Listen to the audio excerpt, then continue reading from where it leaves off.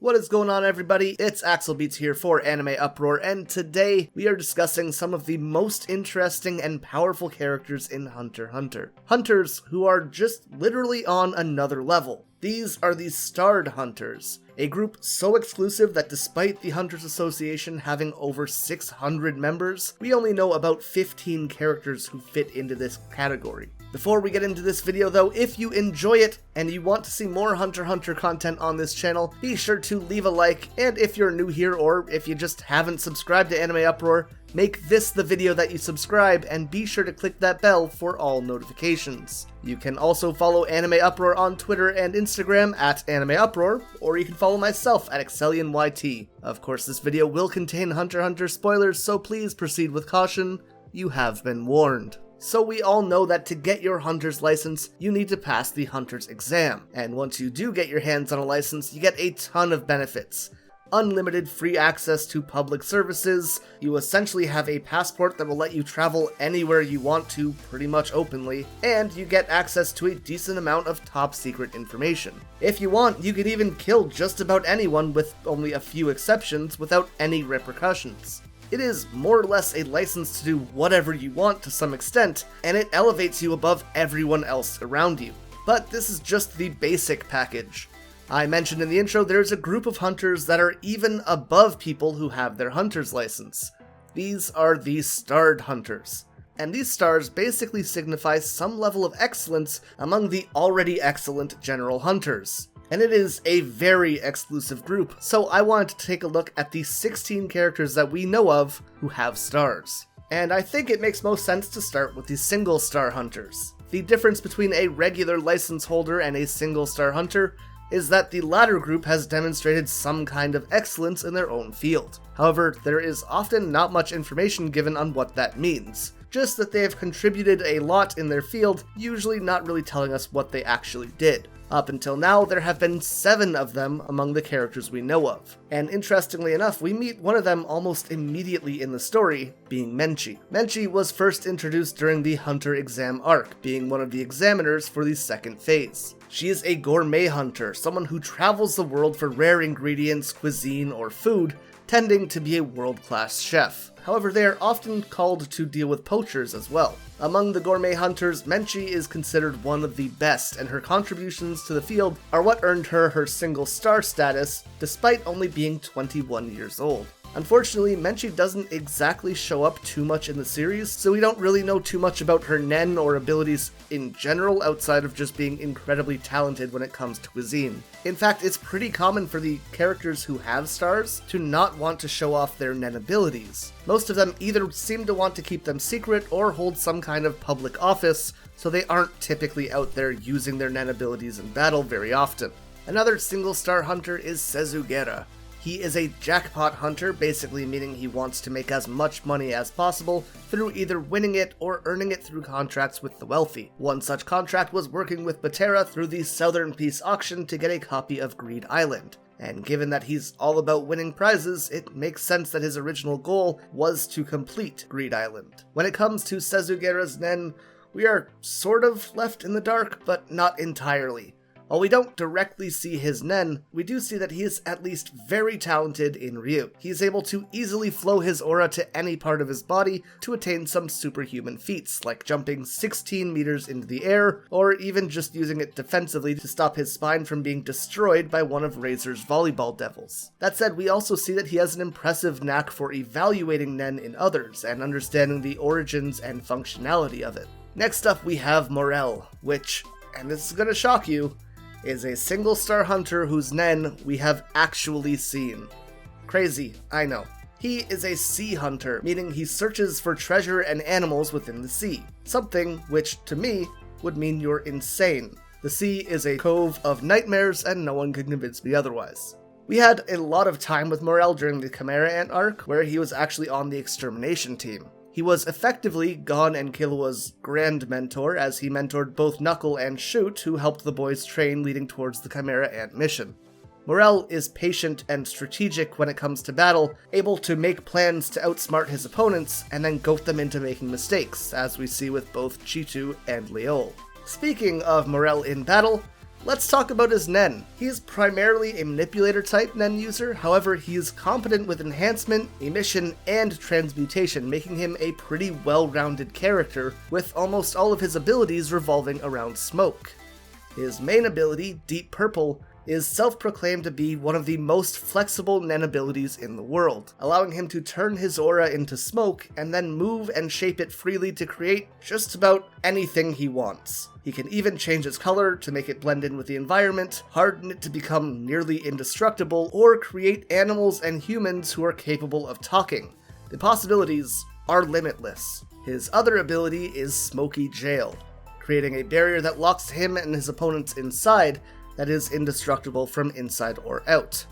I gotta say, the conditions to become a single star are fairly vague and profession specific, but Morel feels like the first one with a real sense of power to him that adds tangibility to that title. Menchi is great too. We see that she's at least pretty competent in terms of fighting, but we just don't see her do that much, unfortunately. Next up we have Sanbika, the head doctor of the Hunters Association.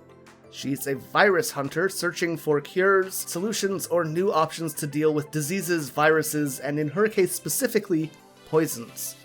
There isn't all that much to say about her, but I do really like the idea of having someone in the field as important as medicine being given a star in the association. Having a skill set that specifically helps humanity seems to be much more relevant to me than something like jackpot hunting, so I definitely appreciate seeing that here.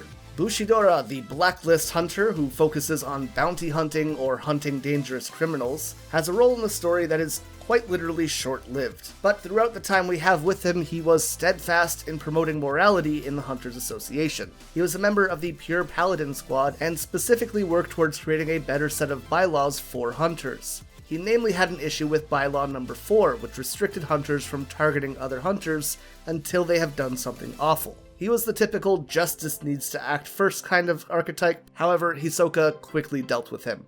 The last two single-star hunters are kinda blank sheets. Ikshonpei was a hacker hunter, someone who was very well versed in computers and the internet, who has made an impact on cybercrime, and the worst character on this list, Cutie Beauty, is a cute hunter who tries to stay beautiful and keep her youthful age.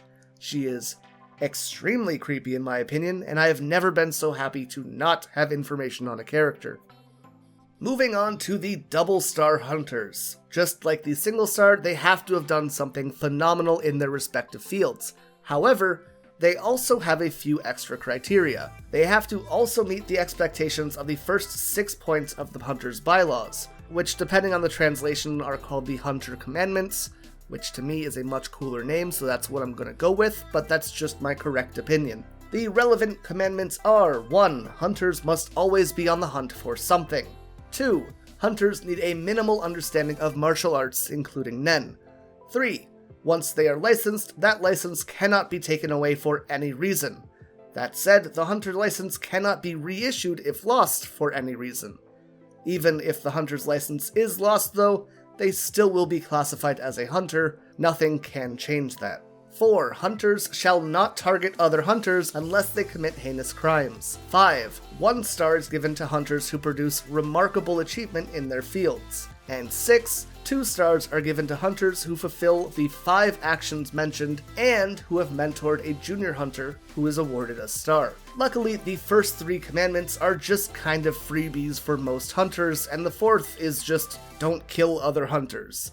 So really, the 2nd star is more about showing that you can be a leader for the next generation. That said, based on how few people get stars in general, mentoring another hunter to the point that they get a star as well is pretty impressive. We only know 6 double star hunters at this point, so we should probably start with the one we're most familiar with Biscuit. She is a stone hunter, which as the name suggests, involves her looking for precious gems and stones. What is interesting is that despite Biscuit being a double star hunter, and having met a few of her students, namely Gon, Killua, and Wing, none of the students we know have a star, meaning that she has another unnamed student who is a single star hunter. Actually, looking at the list of double star hunters that we know, it doesn't seem that we know any of their students who are single star, so we have all these characters who were mentors, but we don't know who their students were that achieved this honor. Biscuit is kind of a jerk.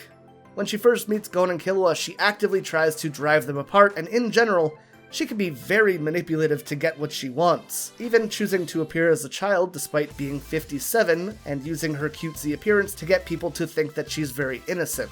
She is famously a chronic liar, however, once she gets to know someone more closely, she is a powerful and loyal ally to have. Speaking of power, let's talk about her nen. Biscuit is a transmuter, but she also is talented as an emitter, enhancer, and manipulator, regularly practicing in all 5 learnable forms of nen, and in general she's just very knowledgeable about nen, making her a perfect person to teach others, even if her methods are a bit excessive at times. Her nen abilities include Magical Spa Service, through which she creates a masseuse named Cookie, which uses massages to revitalize people, remove excess fat, and cure a decent number of muscle or bone-related maladies. She can also use Piano Massage, an ability that allows 30 minutes of sleep to be equivalent to 8 hours. Super effective when you're trying to make the most of your training time. And I just want to take a moment to mention how these 2 abilities are basically the perfect things to have in the real world. Sure, there are other ones that are better for situational things,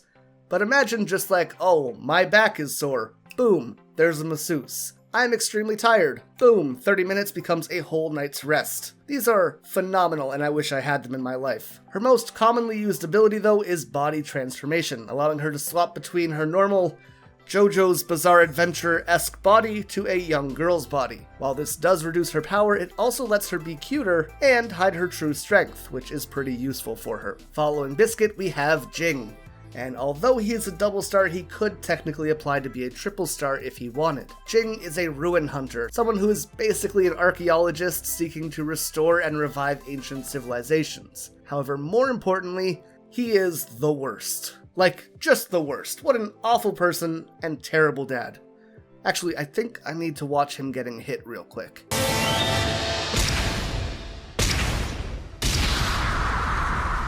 Okay, one more. One more. Alright, that's enough. One more. Okay. When it comes to Jing's abilities, what is probably his most impactful factor is his innate talent and intuition. For example, he claims he can copy any punching ability after being struck with it once, quickly being able to understand how it works and then replicate it. For example, he copied Leorio's remote punch. Alright, last time, I swear.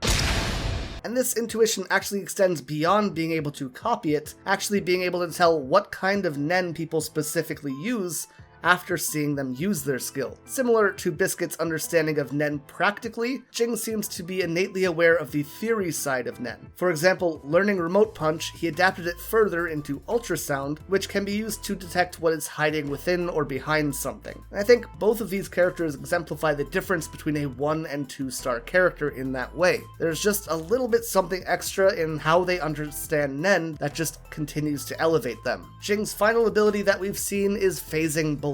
By putting his hands onto something, he can shoot aura beams or bullets through them, which is very useful in tandem with ultrasound. Next up, we have a member of the Zodiac with a double star crime hunter in Mizai Stomp. I definitely mispronounced that, I am sorry. Crime hunters, as the name suggests, hunt criminals. Mizai Stomp tends to be a much less active member and prefers to work behind the scenes as an intelligence supplying kind of character, or in running things like the police force. He is often referred to as the conscience of the Zodiacs, trying to keep people within a very strict set of morals. For example, we see him being very vocal about his concerns with the V6 being such a small group in the world that controls so much of the planet. Now, what can he actually do?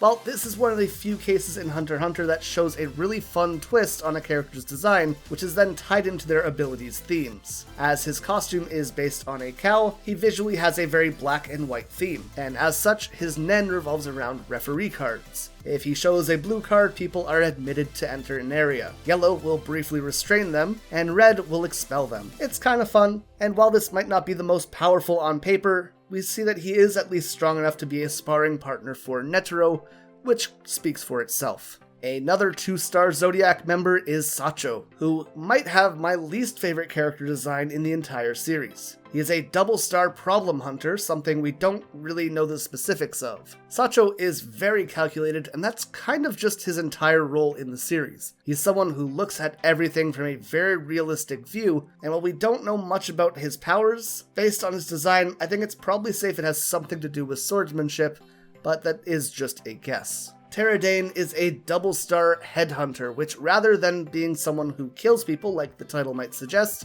he's actually more of a talent scout. He was also the leader of the Pure Paladin squad who was aiming to reform the group, however he was killed alongside Bushidora by Hisoka and unable to do so. Our last double star is Linne, someone who we know very little about aside from the fact that she's a very small old woman who was good friends with Netero. She was also a gourmet hunter, similar to Menchi. And with those out of the way, we can get into the big ones, the triple star hunters. Of the over 600 hunters in the association, only about 10 of them have made it to this point. And of those 10, we only know 3. After becoming a single-star hunter by demonstrating excellence in your field and mentoring another person to do so themselves, triple-star hunters then went on to have remarkable achievement in other fields as well. It isn't enough to be a master of one topic anymore, you need to be able to show that you are among the best of the best in everything you do, which is probably why every triple-star hunter that we know either is or was a member of the Zodiac. Again, just a reminder, Ging could be a triple star if he wanted to. Alright, so first off we have Botobay Gigante, a triple star terrorist hunter, which, as the title suggests, hunts down terrorists and acts to prevent their attacks. This also means that he has a pretty good understanding of the military, law, and politics between nations. This, combined with his powerful sense of loyalty and ability to stay calm in most situations that don't involve Pariston, make him a very integral part in the Hunter Association's role in the story. The most important thing that he really offers to society, though, is that he acts towards getting the Zodiac members to cooperate with one another, even if he isn't always successful in this. Unfortunately, as is the case with many of the political characters, we just don't know what he can do as far as his nen. As I mentioned, most of them tend to hide their abilities to the point that even when Pariston is about to see Jing's ability, he seems very surprised that he would share his technique. Cheadle Yorkshire is a triple star disease hunter similar to Sonbika. That said, something to notice is that Sonbika was the head doctor of the Hunters Association and is outranked by Cheadle. This doesn't exactly mean that Cheadle is more talented as a doctor, or even in their specific field, but it does mean that Cheadle outranks Sonbika due to having a more widespread skill set. Cheadle is currently the chairman of the association, following in Netero's footsteps after he died. Technically following in Pariston's footsteps, but you know what I mean. She is incredibly smart and has a great moral compass, making her a perfect fit for leadership in the association. Something that I really appreciate about her character is her ability to understand the reality of a situation and the modesty that's tied to that. Despite not being a big fan of Pariston, she can still recognize that he has aspects about himself that surpass her, and respects those traits even if she isn't always happy about them. And capping out our list of the highest ranked known hunters is Pariston Hill, a triple star hunter who is the first in the video that we don't know which field he's in. What is interesting is that with other characters like Cheadle, we know that she's both a doctor and a lawyer, so at least we know what kind of fields she focused on. But with Pariston, all we know is that he was the 12th vice chairman and that he was the 13th chairman of the association. That's kinda it. Pariston is a very playful and sneaky person. He doesn't care about winning or losing so long as he's having fun. Couple into this the fact that he's a genius and you have an absolute menace of a human being. He very much reminds me of Hisoka in the way where he's sort of a force of chaos, only interested in his own entertainment or goals. This is also kind of funny because they share a voice actor in Hiroki Takahashi between the adaptations. But I'd say that Pariston is more of a chaotic neutral character. He isn't really a bad guy per se, but he is just kind of a dickling. He states that he's happy when people hate him, and that he wants to hurt the things that he cares about, something that he thinks makes him very similar to Ging. We don't really know too much about how strong Pariston is as a person, or what his nen is, but we do know that he was another one of Netero's sparring partners. However, he claims that he is very weak. At the same time, he later calls out Ging for underestimating him. so he's sending a ton of mixed messages.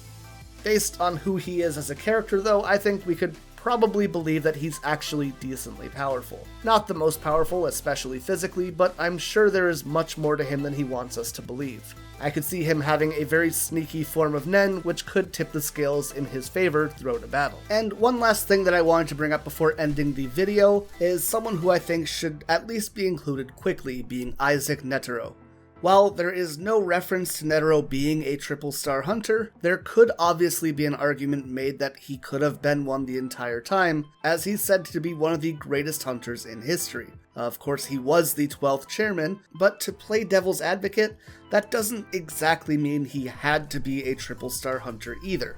Because of the system that's in place, he could have just never applied for the upgrade like Ging did, or it could have just been the case that he never mentored a single star hunter directly to get his second star, and he might have just never reached outside of his given field. Remember, it isn't a power system directly, it's more about hitting very specific achievements. Even if someone was the strongest hunter, that doesn't really mean they have to do those things required to get stars, and just because he's chairman doesn't really mean anything. To become chairman, all he really needed to do was to win in votes. Again, nothing to do with stars. For example, in the 13th election, Leorio was in the running for chairman almost the entire time, even being in first place in the 8th round despite not having even a single star to his name. So yes, Netero is absolutely worth mentioning as he is incredibly powerful and important, but that isn't exactly enough to get a star in the first place, let alone 3. I just thought this is something that we might want to cover, as most people are pretty interested in Netero and likely would have asked where he was on this list. But that wraps up all of our starred hunters. I think it is really interesting that this entire system is entirely separate to their own personal power. Unfortunately, it means that we don't really know much about many of their net abilities. What is also interesting to me is that there's such a wide array of hunter fields that people can delve into, which raises the question, what kind of hunter would you be? Personally, I think I would be a ruin hunter. Even if I think that Ging is a garbage person, I do love the archaeologist aspect of it. I went to school for history, so I just think that's pretty in line with what I would like. But what would you be? Let me know in the comments down below. And if you guys enjoyed this Hunter x Hunter video and want to see more videos like it, remember to leave a like, and if you're new to AnimeUproar, remember to subscribe and ring that bell to select all notifications. By doing this, you can guarantee that you will not miss any future videos, and of course, you can also follow AnimeUproar at AnimeUproar on Twitter and Instagram, or myself at AxelBeats. I want to give a big thank you to all of our AnimeUproar patrons who make videos like this one possible. Special thanks to Alpha Sigma, who is an absolute mad lad and disciple of Lord Twigo himself. And of course, our the 1-tier patrons, the ones who rise above all other clans. These being Ingrata, Patehefa, Aljatal, Hinokami and Water, The Toasted Chi, The Spike 8227, Dylan Isidore, Spidey Life Tanel, Tungsten Tarkus, Baked Buddhist, and Monkey D. Quilly. And finally, thank you to all of our Pro Hero tier patrons, the one and only Gilgamesh, the Red-Haired Raven, Angel Cruz, Rathuin De Ora, Very Gucci, Alicia Octor, Bonnie Parks, Joanne Garcia, Ted Not Ted, Fatboy Games, Corey McGowan, and Soul Ray Slice and Dice. If you enjoy our videos and feel like they provide some kind of value to you, please consider checking out our Patreon through the link in the description. Anyone who supports the channel with even a single dollar has access to our exclusive Patreon-only Discord, and your name will appear at the end of videos just like all of these phenomenal people. But for now, I want to thank you all so much for watching, and until next time, remember to stay Axel.